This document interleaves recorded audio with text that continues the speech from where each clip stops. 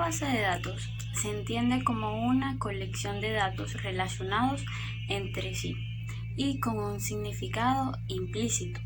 Se conoce como dato a cualquier elemento informativo que tenga relevancia para su usuario. Gestores de bases de datos son los programas que nos permiten el almacenamiento, modificación, extracción de información de una clase de datos.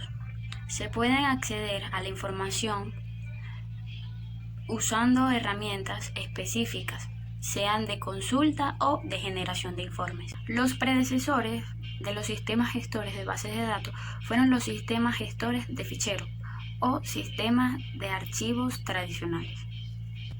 Los sistemas de archivos tradicionales consisten en almacenar los datos en archivos individuales exclusivos para cada aplicación en particular.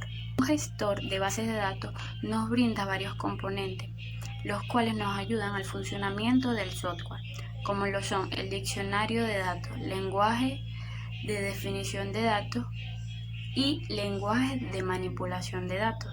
Los gestores de bases de datos son muy útiles en diversas áreas de la sociedad, como por ejemplo en los bancos, para la información de los clientes, cuentas, transacciones y préstamos. En las universidades y escuelas, para la información de los estudiantes, profesores, maestros, matrículas y cursos.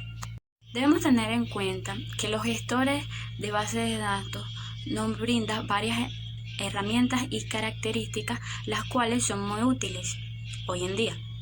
Una de ellas es que nos da el poder de almacenar la información en una interfaz web propia del usuario, como también nos permite una vista centralizada y clara de los datos que ya hemos recolectado, modificado y extraído su información. También se encarga de gestionar adecuadamente los datos, evitando a los usuarios y programas que los requieren. Esto quiere decir que tiene en cuenta la ubicación física de los datos.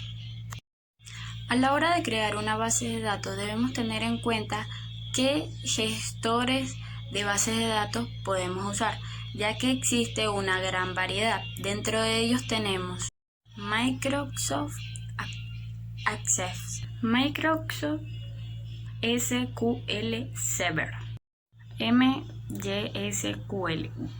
Podemos encontrar otros sistemas de gestores de bases de datos, ya que es una lista demasiado extensa.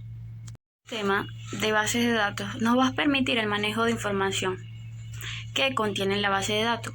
Su uso tiene gran ventaja y utilidad hoy en día, pues facilita la manipulación de información y nos permite consultas detalladas.